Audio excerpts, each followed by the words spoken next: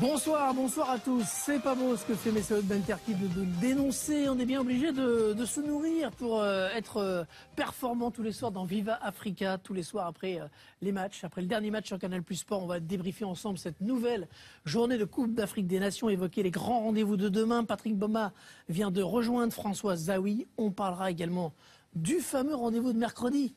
Côte d'Ivoire-Cameroun, vous n'allez pas vous battre ce soir? Non, ça va. Non, il a essayé de se mettre bien avec moi, mais ouais. j'ai dit ça servait à rien. Ça sert à rien. Bon, restez calme. On en parlera tout à l'heure en fin d'émission. Au sommaire, bien sûr, de ce Viva Africa. Le verdict dans le groupe B, vous venez de le vivre en direct avec la qualification de la Tunisie, qui termine en tête de sa poule, et de la République démocratique du Congo. Les deux équipes qui s'affrontaient ce soir se sont qualifiées, mais ça a été chaud jusqu'au bout avec le Cap-Vert et même la Zambie qui pouvait espérer. Le choc également entre l'Algérie et le Sénégal. Les craintes de l'Algérie avant la confrontation de demain, les espoirs du Sénégal. Reportage au cœur des deux sélections qui s'affronteront donc dans ce match qui sera décisif. Voilà pour les Sénégalais d'Alain Giresse. Quel visage pour cette équipe sénégalaise, ça ce sera demain. Mais pour l'instant donc le groupe B dont nous allons parler, ce groupe qui vient donc de rendre de son verdict. La Tunisie, les Aigles de Carthage se qualifient pour les quarts de finale. Une victoire, on va dire, somme toute méritée sur ce qu'ils ont montré au cours de ces 3 matchs de poule, au cours de cette rencontre également, parce qu'on va voir Patrick et François qui se sont créés les meilleures occasions quand même les Tunisiens, avec quelques belles actions collectives en début de match, hein, notamment cette magnifique frappe.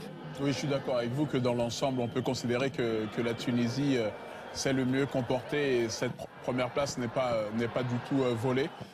On a vu quand même qu'elle a eu du mal à être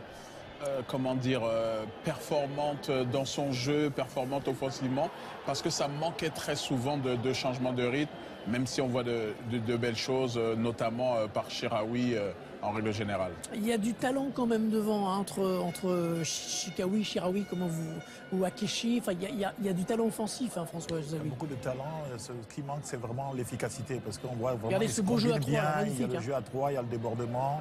Et après, il y a vraiment l'espoir du gardien, parce qu'aussi, c'est vrai qu'il pouvait la mettre encore plus croisée que ça. Et là, je crois que le gardien du RDC a vraiment fait une belle parade, là. Vraiment. Mais ce que je reprochais vraiment à cette équipe de Tunisie, c'est vraiment pas de... Il y a trop d'occasions qu'ils ne mettent pas au fond. Par rapport à leur statut, par rapport à l'ambition qu'ils ont. Serait... Pour les prochains matchs, ce serait un peu risqué de ne pas mettre tous ces ballons au fond des filets. C'est une constante de cette CAN, hein, les occasions manquées quand même. Il n'y a pas que, effectivement, qui ratent les occasions. Alors là, on voit le but du match marqué par Ahmed Akeshi. Un drôle de but, d'ailleurs, qu'on va mieux voir avec la palette. Parce que vous allez voir que sur ce ballon, la défense de la République démocratique du Congo, elle est bien en place, hein, Patrick Mboma. Regardez, elle est là. Je la trouve pas assez agressif à ce moment-là. Ouais. Regardez, s'il y a 2 joueurs quand même qui sont sur l'un, pas sur Chiraoui qui va réceptionner le ballon. Cette passe, c'est pas suffisant. C'est Chikaoui qui fait la différence. Et quand il y a l'agressivité, justement, c'est pas bon parce qu'il y a ce ballon qui est contré et on le voit. Il n'y a pas le révélateur nous le prouve bien. Il n'y a pas de position de hors-jeu. C'est un but. C'est une chance que la Tunisie a réussi à provoquer. Et il y a eu quand même un tantinet de laxisme du côté des Congolais. Les Tunisiens qui auraient pu également creuser l'écart en seconde période. Ils ont eu des occasions notamment celle-ci, que l'on va voir avec Akeshi, hein, qui va être trop gourmand, qui ne va pas donner un ballon qu'il aurait dû clairement donner. Et là, on voit bien que l'on voit le débordement et tout ça. Il a eu même ballon en retrait. Là, le partenaire est bien placé. Il est vraiment tout sur le point de pénalty.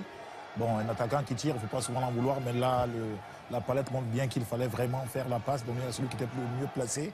C'est dommage parce que c'est des occasions que, comme je le dis, hein, à la CAN, quand c'est des confrontations directes, ces occasions-là, elles ne se répètent pas souvent. Et d'ailleurs, juste derrière, la RDC a égalisé. On va en parler dans un instant. Juste un mot quand même sur ce que peut espérer cette équipe tunisienne dans la compétition. Ils vont jouer la Guinée équatoriale, pays organisateur, mais en même temps qui n'est pas une grosse nation du foot africain. Ça veut dire qu'ils ont une perspective intéressante, un tableau peut-être intéressant, là, les Tunisiens. Oui, le tableau était pour eux, semblait déjà ouvert dès le tirage au sort. Il fallait terminer premier pour avoir le deuxième du groupe. C'est Ça veut dire qu'ils vont rester sur leur base. C'est quelque chose aussi qui compte. Vu tous les problèmes qu'il y a jusqu'à présent dans les déplacements. Alors, bien entendu, derrière, il va y avoir un public complètement acquis à leur adversaire. C'est tout à fait logique. Ouais. Mais leur classe, la montée en puissance logique, moi je pense notamment à Chiraoui qui symbolise celle-ci, fait que cette équipe de Tunisie devrait pouvoir rejoindre les demi-finales. Le grand retour de la Tunisie dans cette CAN après de longues périodes de disette. Alors, premier qualifié, donc la Tunisie, ce soir, bien sûr. Et deuxième qualifié, il ne fallait pas aller loin pour le voir, puisque c'était l'adversaire direct, c'était la RDC. On rappelle que la RDC devait faire un meilleur résultat que le Cap-Vert pour se qualifier. Ils l'ont fait, entre guillemets, ils ont fait match nul, mais ils ont marqué un but. Et c'est ce but qui va faire la différence et qui va permettre donc à l'équipe de RDC de poursuivre sa route. On va le voir, ce but, avec un long ballon en avant. On va voir que les Tunisiens sont à 3 contre 2. Mais il y a une hésitation notamment de Ben Youssef. Regardez qu'ils n'attaquent pas le ballon alors que les Bokila, eux, vont attaquer ce ballon. Le ballon ne doit surtout pas rebondir. Alors c'est vrai qu'il y a le premier geste qui perturbe un peu, mais ça n'excuse rien. Et derrière, un superbe enchaînement. Il ne peut pas aller beaucoup plus vite. Hein. Pied gauche, cuisse, frappe, c'est très bien joué. Surtout Bokani qui vraiment la passe de la tête, il faut vraiment l'anticiper, la sentir, et on voit vraiment l'attaquant qui même n'est pas bien physiquement, mais qui sent les bons coups.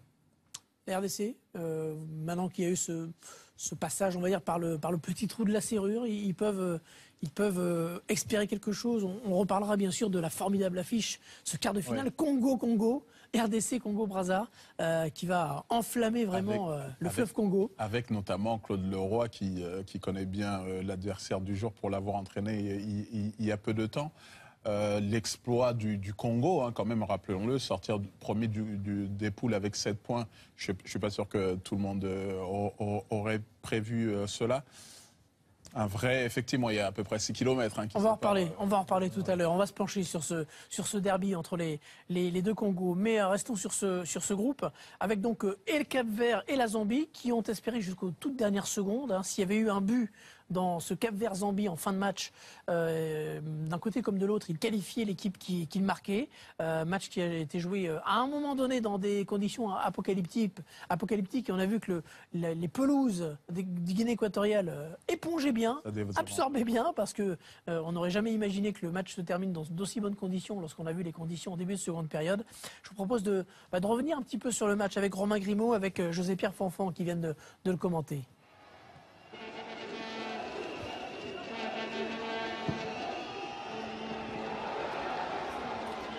Sauvé sur la ligne par la défense capverdienne. Oui, tout à fait. Donc, je dirais une première intention positive. Mais suivi d'une deuxième avec ce coup franc sauvé par Vozinha, le gardien du Cap-Vert. À chaque fois, voilà, donc toujours un peu laborieux. Donc, mais bon, ils s'en sont, j'ai remis au coup de pied arrêté. Là, je ne sais pas si le fait que ce soit un droitier qui le tire, qui plus est donc sur le gardien, côté gardien soit judicieux. Un gaucher aurait été plus intelligent. La dernière action de la première période, ce coup franc pour le Cap-Vert, c'est la première opportunité pour les requins bleus et la défense de la Zambie a bien failli se faire piéger. Oui, là donc c'était une combinaison, je dirais, mais là les joueurs, je dirais, les Cap-Verdiens ont été eux-mêmes surpris, notamment Eldon. Et là, s'il arrive bien à couper cette trajectoire, effectivement, il aurait pu avoir une solution. Puis des conditions évidemment apocalyptiques, comme vous l'avez dit, le déluge, et donc reprendre la seconde période dans ces conditions, c'était pas simple, ça a bien failli. Gêné Kennedy Mouéné, le gardien de but de la Zambie, qui s'en sort bien sur ce coup franc. Il s'en sort bien parce que déjà en termes de visibilité c'est très compliqué. Il y a le petit rebond juste avant, donc ce ballon aurait pu fuser. Mais c'est vrai que pendant un quart d'heure, 20 minutes, c'était très compliqué. Et ensuite, comme par miracle, les conditions redeviennent correctes. Giannini frappe et Mouéné sauve son camp. Ça a accéléré dans cette seconde période parce que les deux équipes sentaient bien qu'en marquant ce but, tout pouvait changer. Oui, Giannini surtout qui a fait une très bonne rentrée, très puissant et qui a enchaîné sur une très belle frappe. Ici on pense encore à une bonne opportunité pour la Zambie et peut-être même un penalty, mais il n'en est rien. L'arbitre camerounais Alioune Néant est bien placé. Carton jaune pour simulation pour Kangwa. Ouais, un carton jaune justifié, une simulation, je dirais, vraiment plus que... c'est évident. Un plongeon aggravé, donc... Un plongeon assez grotesque, il n'avait aucune chance d'avoir le penalty sur ce coup-là. Ça se poursuit pour la Zambie avec Chisumba Lungu pour le centre. Grosse opportunité pour le même Kangwa. Là, c'est l'occasion de Kangwa, malheureusement. Pas bien placé sur ses appuis, donc il doit reprendre ce centre là, donc c'est bien fait hein, dans un premier temps. Le centre quasiment est parfait. Et là, Kangwa, ben voilà, donc il est un peu surpris là aussi de la première déviation, il doit reprendre ce pied du droit plutôt. Dernière minute dans les arrêts de jeu. La dernière action confuse du match. Mais ça passe à côté, c'était la dernière chance. Oui, c'est la dernière chance là aussi. Donc ils ont poussé, je dirais, dans les dernières minutes de cette rencontre. Et là, le but est quasiment vide. Il y a aussi beaucoup de monde malgré tout. Son angle est assez fermé. Et des larmes pour l'élimination, car les deux équipes s'arrêtent là. Assez logiquement quand même, hein, je pense, cette élimination. Voilà, élimination logique, dit José-Pierre Fanfan. Vous êtes d'accord avec ça? Même si ça s'est joué à rien. Hein. Non, mais les deux équipes là-bas ont vraiment poussé le moment. Il y a eu en première mi-temps la Zambie qui a poussé. En fin de l'occasion de l'équipe du Cap-Vert, c'est vraiment en fin de première mi-temps qu'ils ont eu l'occasion. Et en deuxième mi-temps, le Cap-Vert aussi a poussé. Donc il n'y a vraiment pas eu de calcul. Et c'est vraiment triste quelque part pour le Cap-Vert qui y croyait. Et la Zambie aussi qui sort un peu précipitamment de cette coupe. Il y a eu une vingtaine de minutes où on ne pouvait pas jouer au foot. Est-ce qu'ils ont été désavantagés, selon vous, les Chipolopoulos et les requins bleus, de ne pas pouvoir jouer ce match finalement sur 1h30? Pour moi, il y a un vrai désavantage. Hein. On ne pouvait pas pousser le ballon, faire ce qu'on voulait. Alors, on avait le sentiment que si on arrêtait le jeu, là, c'était pour reprendre le lendemain. Et on s'est dit que l'arbitre n'allait jamais le faire. Alors que si on s'était arrêté une vingtaine de minutes, une demi-heure, on aurait vu un tout autre spectacle et peut-être plus de chances de marquer des buts. Mais vous êtes d'accord avec moi que s'ils avaient arrêté ce match-là, il fallait presque arrêter l'autre match en Tunisie, parce qu'on aurait eu fin du match entre la Tunisie et la RDC, et ensuite 25 minutes à jouer en connaissant le score de l'autre score. Ça aurait été... Je ne serais pas précis sur ce point de règlement, mais je pense quand même que ça méritait vraiment d'être stoppé, que l'on regarde, et peut-être d'avoir à avoir cette configuration ubuesque, mais je pense que les conditions météorologiques l'imposaient. Alors le Cap-Vert qui est resté sur des bonnes prestations depuis plusieurs années, donc quitte la compétition. Même chose pour les Zambiens qui avaient remporté cette Coupe d'Afrique des Nations, on s'en souvient, sous les ordres d'Hervé Renard, c'était en 2012. Parlons donc de ce quart de finale incroyable, Congo-Congo. On vous a expliqué qu'il y a 3 Guinées en Afrique. Alors là, on va vous expliquer, c'est peut-être pas très clair pour tout le monde, qu'il y a donc 2 Congos. Il y a le Congo qu'on appelle le Congo Brazza, le Congo Brazzaville, c'est la République du Congo, et la République démocratique du Congo, l'ex-Zaïre. Et regardez ces deux pays qui n'ont pas du tout le même poids. 4 millions d'habitants au Congo, 67 millions et demi d'habitants en RDC. Il y a plus d'habitants à Kinshasa que dans tout le Congo. Exactement. Et ces deux villes dont vous nous parliez, Patrick, qui se font face, Brazzaville, Kinshasa, ce sont les 2 capitales les plus proches du monde. Elles sont à 7-8 km. Il y a juste le fleuve Congo qui les sépare. Alors, on paye une petite navette pour traverser d'un pays à l'autre, mais on n'est pas très amis pour autant. Donc c'est vraiment une vraie guéguerre qui va y avoir. Ça va être terrible. Pour un derby, c'est vraiment un vrai derby. Un derby incroyable que l'on va avoir. Un derby que jouera Cédric Mongongu, le joueur de RDC, le joueur d'Évian, qui joue en Ligue 1 en France. C'est la première réaction. Après cette qualification de la RDC, il est au micro de Guillaume Pivot. Oui, c'est agréable ce soir les interviews puisque les 2 équipes sont ravies, sont qualifiées, c'est magnifique pour la RDC. Ouais, c'est magnifique avec 3 points. On n'imaginait pas avant le match, donc ça nous fait plaisir et ça fait plaisir au peuple congolais. Vous aviez eu 3 matchs nuls en 2013, 3 matchs nuls cette année, vous n'arrivez pas à gagner, mais bon, pour cette fois au moins l'issue est favorable, c'est ça? Ouais, on passe et on va jouer contre l'autre Congo, donc c'est un beau derby et j'espère qu'on gagnera. C'est ça, un gros derby contre le Congo, comment vous appréhendez ce quart de finale? On n'a rien à perdre, on est passé de justesse et on va jouer contre Claude Leroy, notre ancien sélectionneur, et on espère gagner. Un petit message pour lui? Que le meilleur gagne. On l'attend tous, ce Congo-Congo, ce derby. C'est peut-être pas une première au niveau de la Coupe d'Afrique des Nations, je ne sais pas, mais enfin, en tout cas, c'est vraiment deux frères, deux jumeaux. Et regardez les scènes de joie hier, pour revenir sur cette qualification historique du Congo hier, à Pointe-Noire, qui est la 2e ville du pays, la ville portuaire du Congo-Brazzaville, qui a fêté donc cette qualification des Diables Rouges hier. On rappelle qu'ils n'avaient plus gagné de match en CAN depuis 1974 quand même, les Congolais de Claude Leroy.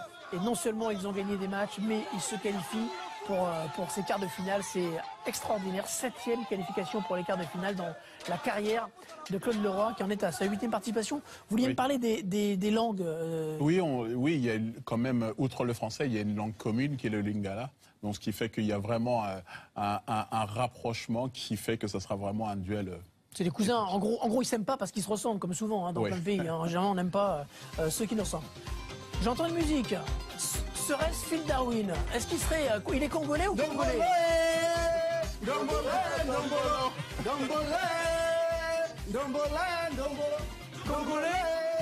ou congolais? Phil. Aujourd'hui, je suis le président de la Fédération nationale de football de la République démocratique du Congo. Tu n'as pas vu comment j'ai sapé? C'est vrai que c'est impressionnant. Voilà. Donc, mais je suis fier vraiment des Léopards parce que c'était pas facile. Hein. Je vais te dire quelque chose, Hervé. Les Tunisiens nous ont piégés. Avant le match, ils nous ont offert le couscous de l'amitié. Mais dans le couscous, là, c'était miné. Ils ont mis beaucoup de harissa. Donc ça veut dire que nous, sur le terrain, on avait le ventre pimenté. C'est pour ça que quand tu nous voyais courir, on courait, mais on avait les fesses serrées en même temps comme ça. On pouvait pas. Comment tu vas courir et serrer les fesses en même temps? Tu peux pas. Mais oui, mais même quand tu voyais qu'on faisait les frappes là, c'était compliqué. Parce que mon frère, tu peux pas frapper et serrer les fesses en même temps. Tu vois, c'est comme conduire ou boire, il faut choisir. Ah mais oui, parce que si tu frappes comme ça, changement. Tu es obligé? Non, vraiment. Et personne n'avait parié sur cette victoire-là, faut le dire. Hein. Faut dire la vérité.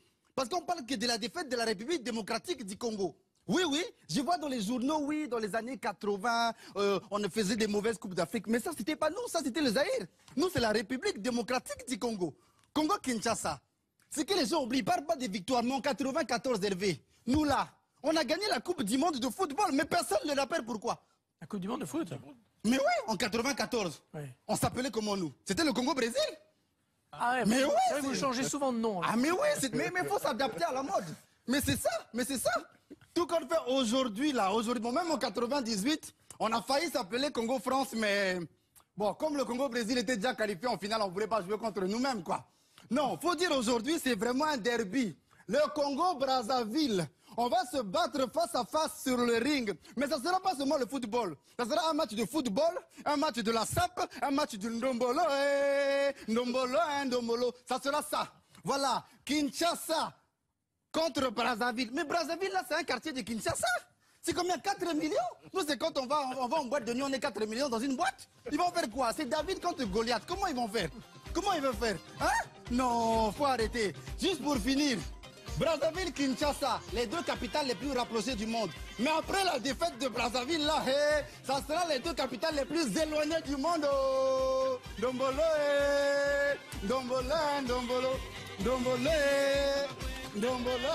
Phil Darwin, je croyais qu'il était congolais, finalement il est de RDC. On le suit pas. En tout cas, c'est un match vraiment qui va faire date, ce derby. Et on tournera autour des deux capitales, le fleuve Congo qui sépare ces deux capitales. Et on va écouter le sélectionneur de cette équipe de RDC. C'est l'un des 3 sélectionneurs africains de cette CAN. Florent Ibenge, toujours avec Guillaume Pivot. Avec le coach Florent Ibenge, 3 matchs nuls en 2013, 3 matchs nuls en 2015, mais cette fois c'est un meilleur scénario pour vous. Hein. Oui, tout à fait. Bon, l'histoire ne se répète pas, tant mieux pour nous. Là on passe. Maintenant, il faudra qu'on apprenne à marquer avant de réagir, quoi. Parce qu'encore une fois, on a été dans la réaction alors qu'au début du match, on voulait plutôt agir. Donc voilà, il faudra corriger et on a un match de plus pour le faire. Ce sera contre Claude Leroy, votre prédécesseur, contre le voisin, un beau derby. Ça va être chaud, hein? Très chaud. De toute façon, là, en quart de finale, il reste que toutes les belles équipes. Hein. On s'est qualifié en étant à la 16e position. Là, on est en quart de finale, ça veut dire qu'on est au moins à la 8e position. Donc, c'est une belle progression pour nous. On continue notre petit bonhomme de chemin tranquillement, avec difficulté, mais en mettant aussi les autres en difficulté. Il faudra encore beaucoup de générosité comme ce soir? Oui, il y en a eu. De toute façon, aujourd'hui, c'était le kit ou double. Donc, on est allé jusqu'au bout. Mais malgré tout, quand vous regardez notre deuxième mi-temps, je crois qu'on s'est quand même procuré des très belles occasions. On aurait pu passer au-dessus. La première mi-temps, elle n'était pas pour nous. La seconde était beaucoup plus, avec un petit peu plus de réalisme. Donc, il faudra s'appuyer sur la deuxième mi-temps. Merci Florent. Merci. Florent Ibenge, le sélectionneur de cette équipe de RDC. François Zawi, qui avait été sélectionneur en Afrique. Ça doit vous faire plaisir qu'il y ait des techniciens africains également qui réussissent. Surtout qu'il a vraiment bien analysé. Hein. La deuxième mi-temps, effectivement, ils ont produit du jeu, ils ont été patients parce qu'ils étaient quand même éliminés la deuxième mi-temps. Ils ne sont pas énervés, ils ont pensé à jouer. Et je pense que c'est vraiment tirer un coup de chapeau parce que c'est un technicien qui travaille bien, qui ne fait pas de bruit et qui sait aussi bien analyser les adversaires et même faire progresser son équipe. Et qui est l'ancien adjoint de Claude Leroy, ça veut dire que c'est un duel fratricide aussi qu'il va y avoir entre les deux Congos, entre Claude Leroy et son ancien adjoint. Claude Leroy qui a également Hervé Renard, entre anciens adjoints dans la compétition, mais ils se connaissent par cœur, hein, Florent Mbengue et Claude Leroy. Oui, tout à fait. Et là, c'est encore un détail, mais il y en aura des dizaines pour voir que cette confrontation, ce sera vraiment entre deux nations qui se connaissent parfaitement, mais qui vont, au moins pendant 90 minutes, voire plus, se haïr. On rappelle que la Tunisie donc jouera son quart de finale contre la Guinée équatoriale qui a battu le Gabon hier. C'est une des grandes déceptions de cette CAN, hein, l'élimination du Gabon qui nous avait habitués à mieux depuis quelques années et qui malgré ses stars, notamment offensives, a dû s'incliner 2-0 avec cette faute de Palin, le Niçois, et ce penalty accordé par l'arbitre. Cette équipe de Guinée équatoriale, le paradoxe, c'est le Congo et la Guinée équatoriale qui sont sortis de la poule, qui étaient deux équipes qui ne devaient même pas participer à la CAN, qui avaient été l'une et l'autre éliminées, qui ont été repêchées. Est-ce qu'elle peut, sur la lancée, avec son peuple derrière elle, continuer à créer la surprise ? Oui, enfin, là, je pense qu'ils ont tout oublié. Là, ils vont regarder qu'il y a un peuple derrière eux, qu'il y a...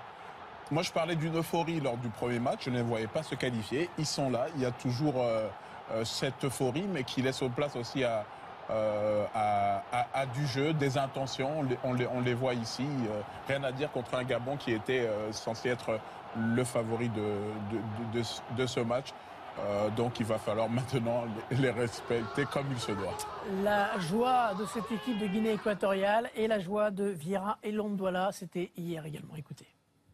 Vraiment, c'est tellement beau qu'il me manque les mots. Tellement je suis en joie que je ne saurais quoi vous dire. Juste que c'est tellement grandiose, quoi, les mots me manquent, sans vous mentir. Mais sans le devoir à la population et au chef de l'État, vraiment.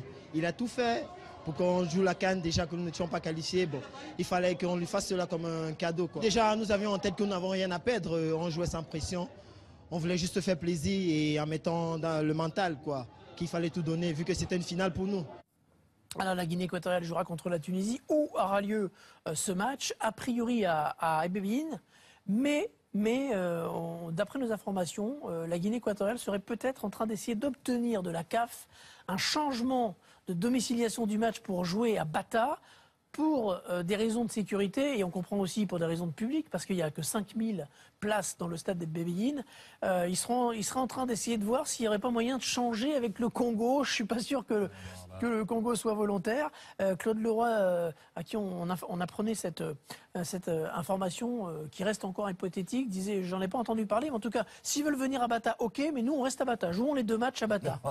Ça peut arriver, ça, un changement? Non, mais je pense que déjà, la Guinée équatoriale, le fait d'avoir déjà été repêchés alors qu'ils étaient sanctionnés par la CAF, donc la CAF leur tend une perche parce qu'ils ont accepté d'organiser la CAF, parce qu'ils avaient malheureusement... Justement, pour service rendu, on peut leur dire faites le match à Bata, parce qu'il y a un beau stade. Vous avez évoqué les conditions de sécurité, ce n'est pas vain. Il y aura en plus, en termes de business, plus d'intérêt de faire ça à Bata.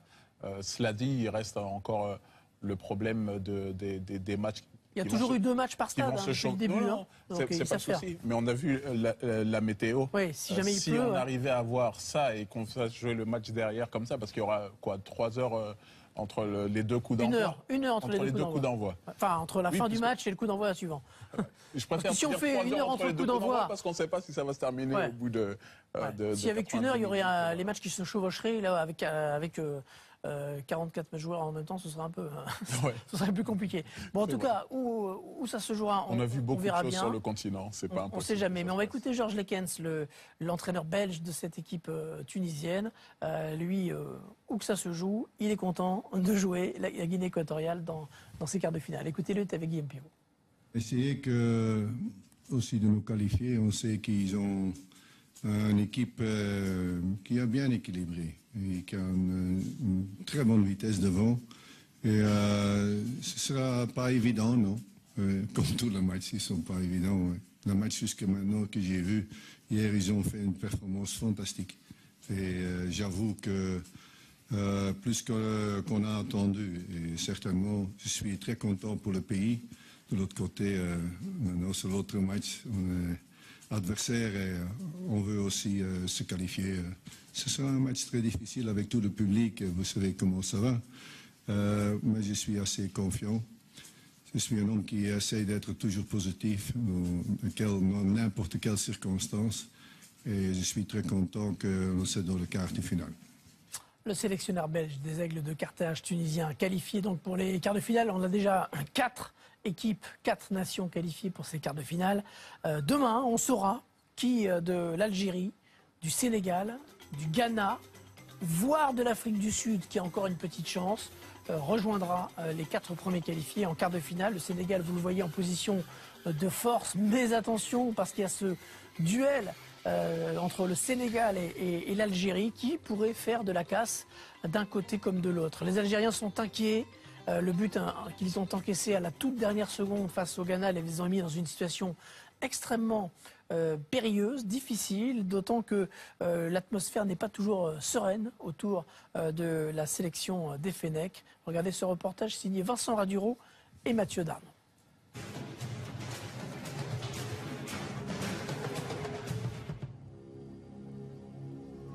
Après 2 matchs à Mongomo, la sélection algérienne a rejoint Malabo hier après-midi. Ici, dans la capitale de la Guinée équatoriale, les Fennecs vont jouer leur destin dans la compétition. Un dernier match du groupe C face au Sénégal pour relever la tête ou pour disparaître.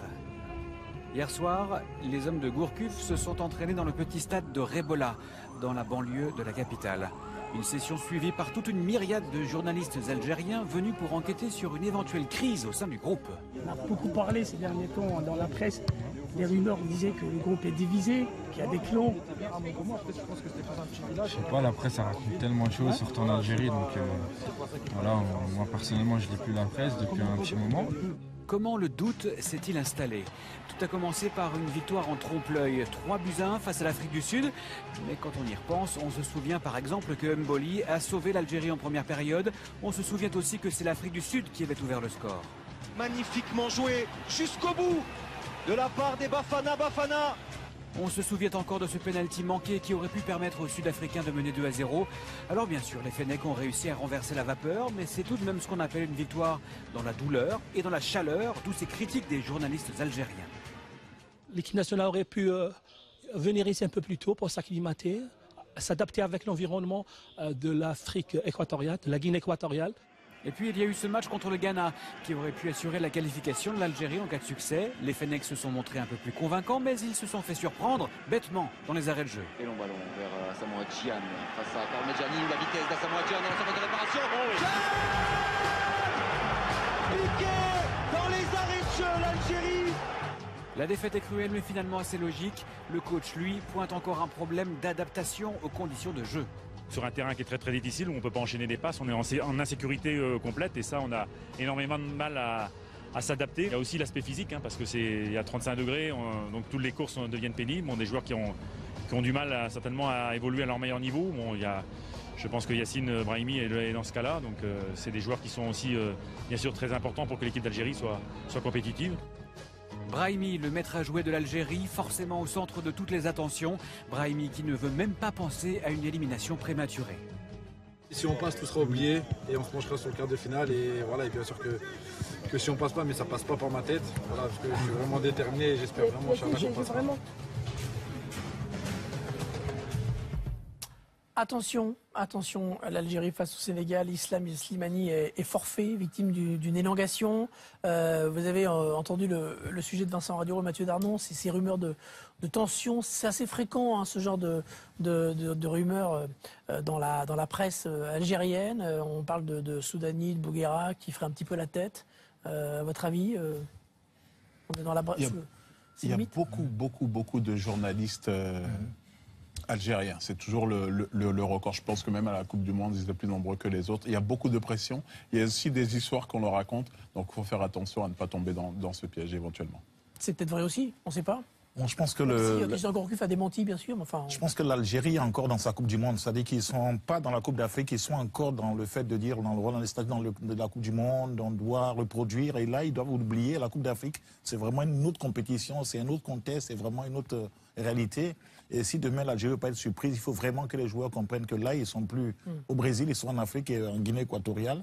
Et que là, le football là-bas, ça demande beaucoup d'exigences au niveau, comme l'a dit l'entraîneur, au niveau physique et même au niveau mental. Ce qui complique également la chose, vous dites qu'il faut oublier la Coupe d'Afrique, mais il y a Christian Gourcuff qui est un nouvel entraîneur qui arrive. Vaïd Halilhodžić a réussi pendant cette Coupe du Monde, donc c'est plus compliqué. Les équipes maghrébines en Afrique subsaharienne, justement, c'est un vrai problème. On ne se rend peut-être pas compte que les conditions sont vraiment très différentes de ce que connaissent les joueurs, même si tous les joueurs jouent en Europe pour la plupart, y compris dans les équipes d'Afrique noire. Malgré tout, ils sont beaucoup moins accoutumés à ces conditions de jeu.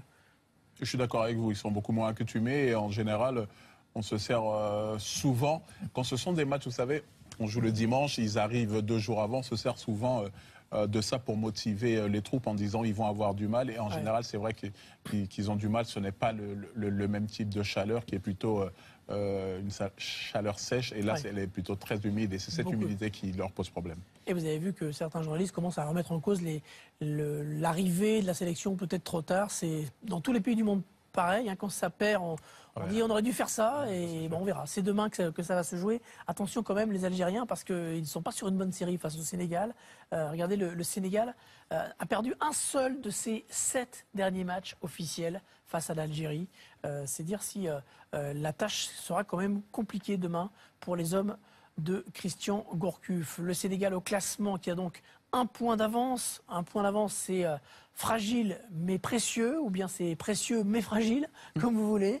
Et puis c'est vrai qu'on a un questionnement sur le niveau de cette équipe coachée par Alain Giresse. Quel visage va-t-elle montrer demain dans ce match si important pour elle? Le reportage de Laurent Dupin avec Mathieu Darme.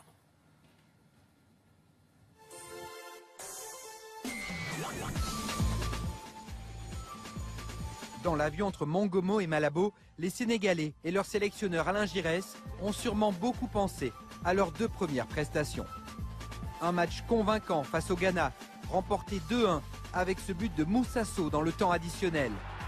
Une fin de rencontre héroïque, restée sans suite lors du 2e match face à l'Afrique du Sud. Mené 1-0, le Sénégal parvient à égaliser, pas suffisant pour s'assurer la qualification. Comparant les 2 matchs, un match où effectivement on retrouve ce que le Sénégal sait faire et un autre match où on n'est pas tout à fait dans ce que le Sénégal sait faire. Donc on doit franchir un palier. Si on est à notre niveau, pourquoi pas faire un résultat, mais c'est ce qu'il faut rétablir. Alain Giresse, cible de toutes les critiques d'une presse sénégalaise très véhémente. Giresse, coupable selon les journaux d'avoir changé 5 titulaires entre les 2 matchs. Il y avait de la déception et après, chacun une forme de frustration. On était en dessous individuellement de ce que les joueurs sont capables de faire. Nous avons eu trop de déchets sur le plan technique pour pouvoir espérer obtenir autre chose que ce qu'on a obtenu. Un défi énorme attend les hommes de Giresse. Sénégal, Algérie. Ce qui aurait pu être une affiche de prestige entre 2 pays déjà qualifiés et désormais un match décisif à qui tout double. Ça va être un gros match. De toute façon, voilà, on va jouer notre qualification sur ce match, eux aussi, donc on va vraiment tout mettre en œuvre pour nous qualifier. Et voilà, là, il n'y aura pas d'état d'âme et je pense qu'il faudra montrer ce qu'on sait faire et ce qu'on fait depuis le début. Donc on va vraiment tout donner pour pouvoir nous qualifier. Dans cette période de tension, un petit moment sympathique hier à l'aéroport. Alain Giresse croise les joueurs du Mali, son ancienne équipe, et son capitaine Sédou Keïta. Ça c'est pour tout le monde, il faut passer ce tour-là. Après presque 10 ans en Afrique, Alain Giresse a l'expérience pour relancer son équipe. Dans sa carrière de sélectionneur, il a contribué au renouveau de l'équipe du Gabon avant de mener le Mali à la 3e place de la CAN en 2012. L'expérience d'Alain Giresse dans le foot africain, mais attention, donc le Sénégal, bien qu'en tête de sa poule, pourrait se faire éliminer, se faire dépasser par le Ghana, par exemple, en cas de défaite contre l'Algérie. Donc rien n'est joué. Afrique du Sud, Ghana, ce sera le deuxième match. Et les Ghanéens, comme les Sud-Africains, ont encore espoir. Écoutez, Gian Asamoah ainsi que Dean Furman, le Sud-Africain, ils sont l'un et l'autre au micro de Théo Schuster. What we're trying to do is to make sure we qualify tomorrow. That is our main focus right now. South Africa have got a great team, young players, great talent. But hey, I'm a Ghanaian. We need to qualify. It's going to be a tough game. No game at this competition is easy. I think at this stage of the group, everyone knows what they have to do and what they don't have to do. So we know for us that we have to go and win. There's no other way for us to qualify from this group. Ghana had a very good win against a top team in Algeria the other day. They've got some great players, and we know they're going to be a very difficult opposition, but we are fully focused. We know that if we continue in the form that we are in, playing the good football that we're playing, that we can go and win this game and hopefully qualify. Demain 19h pour savoir qui de ces 4 nations, Afrique du Sud, Ghana, Algérie et Sénégal, se qualifie pour les quarts de finale. Et puis après-demain, le groupe des nuls. Le groupe des nuls, ceux qui font nul partout, qui font que un partout. Le Cameroun, la Côte d'Ivoire, la Guinée et le Mali. Regardez, ils sont tous à égalité. 2 points.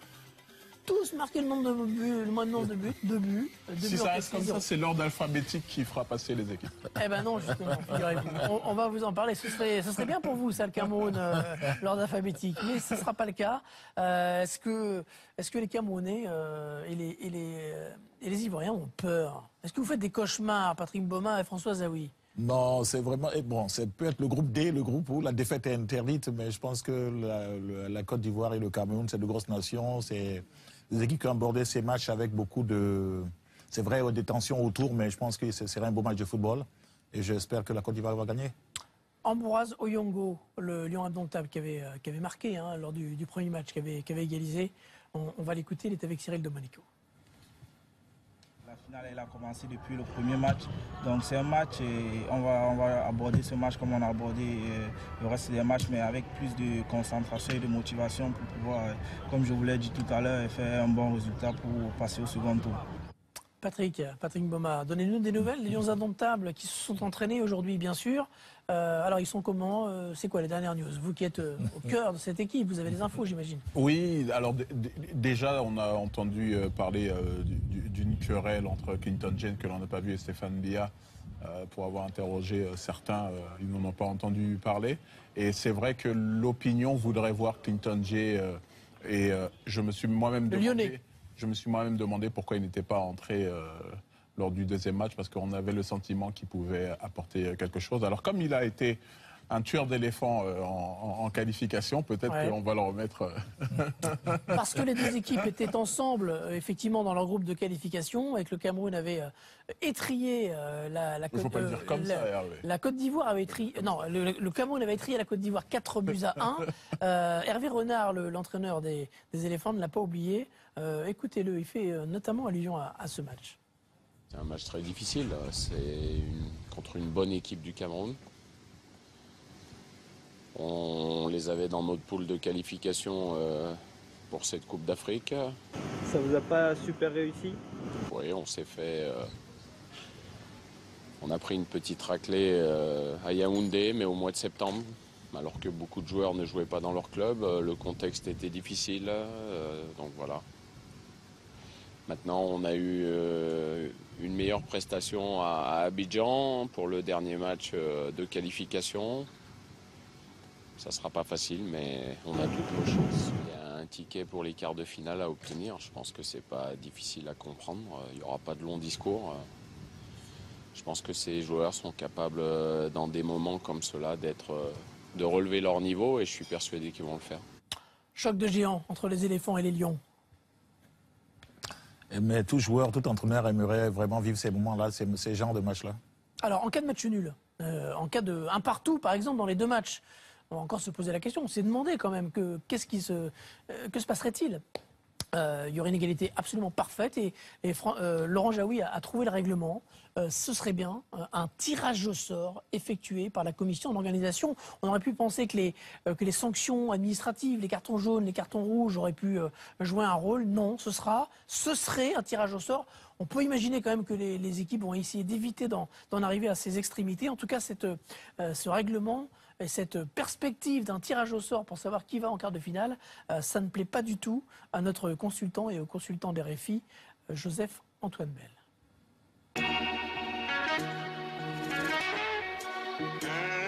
De buts marqués, de 2 points d'abord, de buts marqués, de buts encaissés. C'est très facile de se dire que les 2 qualifiés ne peuvent pas venir du même match. Donc, il est, à mon avis, il aurait été plus indiqué, malheureusement ce n'est pas prévu, mais on pourra le faire la prochaine fois. Il est plus indiqué de dire simplement que dans ces conditions, on joue 2 matchs de coupe. C'est-à-dire qu'à la fin du temps réglementaire, si l'égalité persiste, les matchs se jouant au même moment, il n'y a donc pas de tricherie possible, il n'y a pas de décalage, on est au courant de ce qui se passe sur l'autre terrain, les officiels décident en cas d'égalité persistante qu'on va aux prolongations comme d'habitude et éventuellement au tir au but. Et si on a souvent dit que les tirs au but c'est de la loterie, c'est l'occasion pour moi de dire non, faut pas quand ça nous arrange, encenser les sportifs pour leur courage, pour leur maîtrise, et puis quand ça ne nous arrange pas, les plaindre pour ça. Les tirs au but sont un exercice footballistique. Je m'excuse s'il y en a qui perdent leur nerf et qui perdent le match pour cela. Ils ne sont pas à plaindre.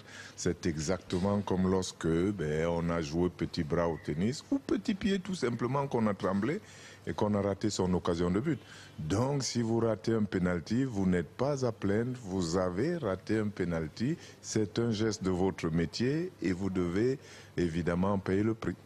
Le grand public nous soupçonne, je veux dire nous, la grande famille de foot, d'arranger les tirages au sort et de dire pourquoi tel est dans tel groupe alors que ça se fait publiquement. On nous soupçonne déjà. Vous imaginez si un tirage au sort doit désigner un vainqueur de match, on ne s'en sortirait pas et je crains que on ne laisse dans la tête des uns et des autres une image d'un sport où on peut s'arranger pour désigner un vainqueur. Il ne faut pas qu'on en arrive là. Mais là, la meilleure solution, évidemment, la meilleure solution, c'est qu'on ait des buts et qu'on ait enfin dans ce groupe une équipe qui décide de battre les autres. En tous les cas, maintenant qu'il ne reste plus qu'un seul match, qu'il y ait 2 équipes qui décident de battre leurs adversaires et comme ça, ce sera plus net.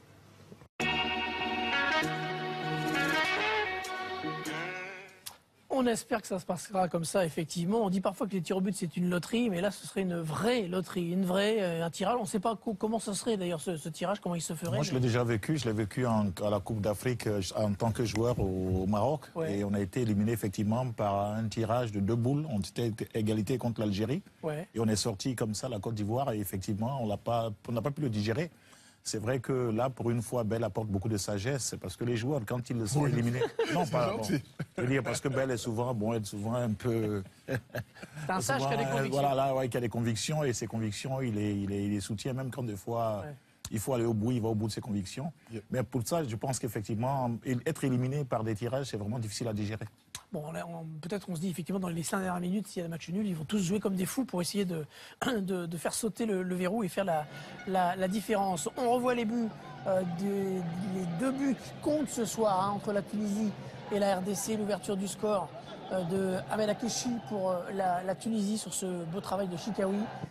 Cette tête à la limite du hors-jeu, mais il n'y avait pas hors-jeu, but de Akechi, 1-0 pour la Tunisie.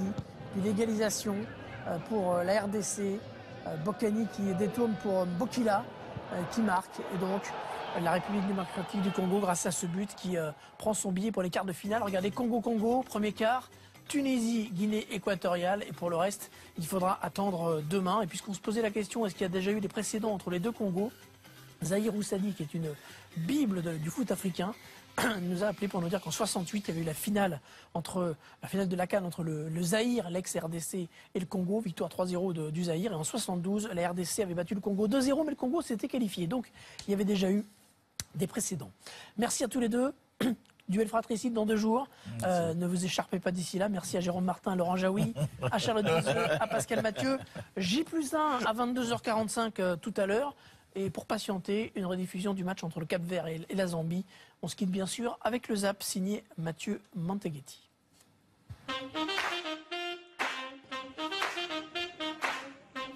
Depuis plusieurs années, 41 ans, vous imaginez, il n'y a pas eu de victoire. Le Congo est paralysé comme paralysé.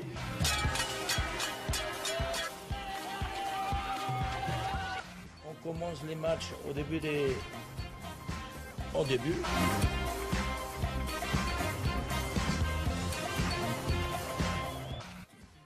Je serai plus à l'aise. Si je me mets comme ça. Muchas gracias. Bon, voilà, on tweet. J'ai tout le monde.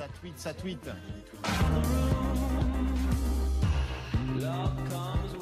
Chikawi qui pivote, Chikawi, le côté et le but.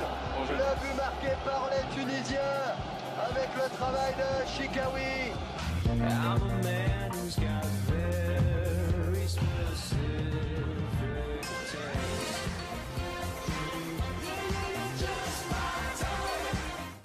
Excusez-moi le terme, mais ça fait chier.